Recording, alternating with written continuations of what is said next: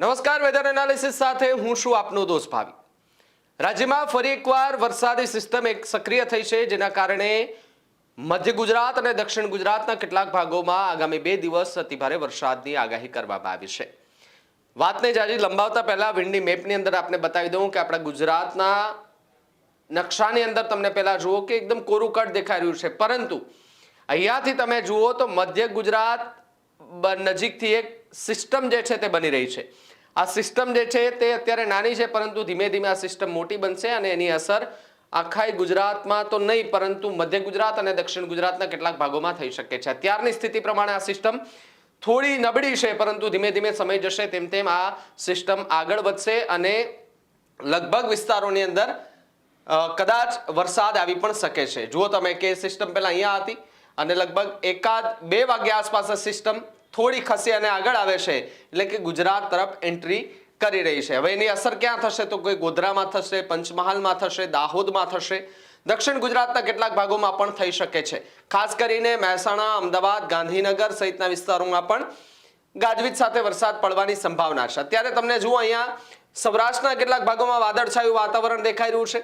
અમદાવાદ, મહેસાણા, ગાંધીનગરમાં તમને જુઓ વીજળીના કડાકા અને ખાલી ગાજવીજ સાથે ધીમી ધારે વરસાદ જોવા મળી રહ્યો છે। પણ આ સિસ્ટમ જો અહીંયા આવે છે તો પછી અહીંયા ખાસી એની અસર થઈ શકે છે। ફરી એકવાર થોડીક વાર આપણે આગળ જઈએ એટલે આપણને ખબર પડે કે સિસ્ટમ કઈ બાજુ આગળ આવે છે। જુઓ ધીમે ધીમે એ સિસ્ટમ આગળ વધી અને ગુજરાતની સરહદમાં હવે પ્રવેશ કરી ગઈ છે। જુઓ તમે, આપણે આ મેપને ઝૂમ કરી લઈએ એટલે આપણને ખબર પડે કે કયા વિસ્તારોમાં આની અસર જોવા મળી શકે તેવી પૂરેપૂરી સંભાવના છે। તમે જુઓ કે અહીંયા તમને આ એકદમ રેડ કલર દેખાઈ રહ્યો છે। આ રેડ કલર ખૂબ મોટી સિસ્ટમ બની ગઈ છે, એની અસર જુઓ ક્યાં થશે પણ તમને અહીંયા બતાવી દઉં।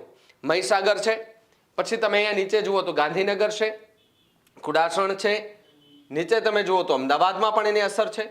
આમ જાઓ તો તમે સુરેન્દ્રનગરમાં પણ છે, આમ તો મોરબી સુધી, રાજકોટ સુધી આની અસર જોવા મળશે। ધીમે ધીમે ફરી એકવાર આગળ જે આ સિસ્ટમ ક્યાં સુધી પહોંચે છે અને ક્યાંથી ફંટાઈ જાય છે એ પણ જુઓ તમે। સિસ્ટમ અહીંયાથી આવે છે ને આખા મધ્ય ગુજરાતને ધમરોડી નાખે છે।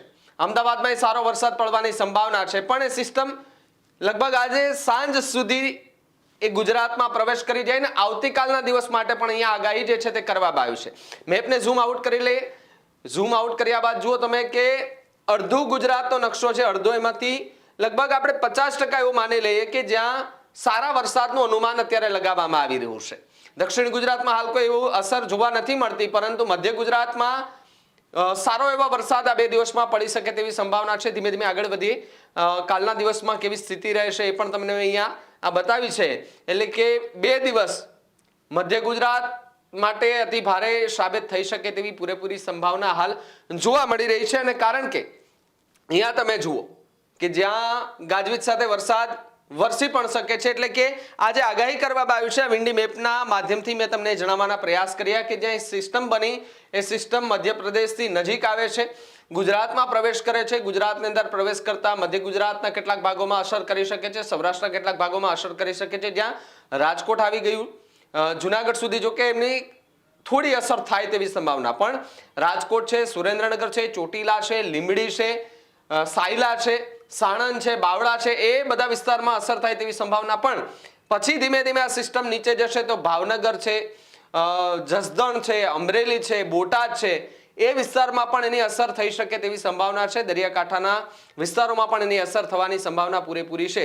આગળ જઈએ ધીમે ધીમે એટલે આપણને ખબર પડે કે ક્યાં સુધીની અસર જોવા મળી શકે છે। 12 થી 13 તારીખ આસપાસ તમે જુઓ કે આખું ગુજરાત ફરી એકવાર કોરું કટ થઈ જાય છે, એટલે કે લગભગ 2 દિવસ 2 થી 3 દિવસ ગુજરાતની અંદર ફરી એકવાર વરસાદી સિસ્ટમ અને વરસાદી માહોલ જે છે તે સર્જાવા જઈ રહ્યો છે। અને વિન્ડી મેપની અંદર આપણે જોયું કે જ્યાં રેડ સિસ્ટમ આખી બતાવી રહી છે, રેડ એલર્ટ બતાવી રહ્યું છે, મધ્ય ગુજરાતમાં અતિ ભારે વરસાદની પણ સંભાવના વ્યક્ત કરાઈ રહી છે। તમારી આસપાસ કેવો વરસાદ છે, કેવું વાતાવરણ છે, અમારા ડિજિટલ પ્લેટફોર્મ પર ખાસ કમેન્ટ બોક્સમાં લખજો। અને ખેડૂતો હાલ કઈ પરિસ્થિતિમાંથી પસાર થઈ રહ્યા હશે, જો ખેડૂત મિત્રો આ વિડીયો જોતા હોય તો તે પણ અમારા ડિજિટલ પ્લેટફોર્મમાં જઈને કમેન્ટ બોક્સમાં ખાસ લખજો। બાકી મને આપો રજા, આપ જોતા રહો ન્યૂઝરૂમ ગુજરાત, ગુજરાતનો ગર્જનાર નમસ્કાર. ખેડૂત ભાઈઓ છે એ ખેતરમાં ડ્રોન ઉડાવતા હોય છે ત્યારે આપણે એક પ્રશ્ન સતાવતો હોય છે કે જે આપણે અત્યાર સુધી જીપીએસ ટેકનોલોજી વાળા ડ્રોન વાપર્યા છે, જેથી કરીને મોબાઈલ ટાવર છે અથવા તો હાઈ ટેન્શન લાઈન પસાર થતી હોય, કોઈ વૃક્ષો હોય, ત્યારે જે જીપીએસ ટેકનોલોજી વાળા ડ્રોન છે એમાં ટકરાય અને ટ્રેસ થાય છે. પણ એગ્રીવન લાવ્યું છે જીએનએસએસ ટેકનોલોજી ડ્રોન, જેથી કરીને એ ડ્રોન છે એ કોઈ જગ્યાએ ટકરાય નહીં, પોતાની રીતે જ ડિસિઝન લે છે ને મૂવ થઈ જાય છે, જેથી કરીને જીએનએસએસ ટેકનોલોજી ડ્રોન છે એ વાપરવાનો આગ્રહ રાખો. આ જ પ્રકારની તમામ અપડેટ જોવા માટે ન્યૂઝરૂમ ગુજરાતને લાઇક, શેર અને સબસ્ક્રાઇબ કરવાનું ભૂલતા નહીં.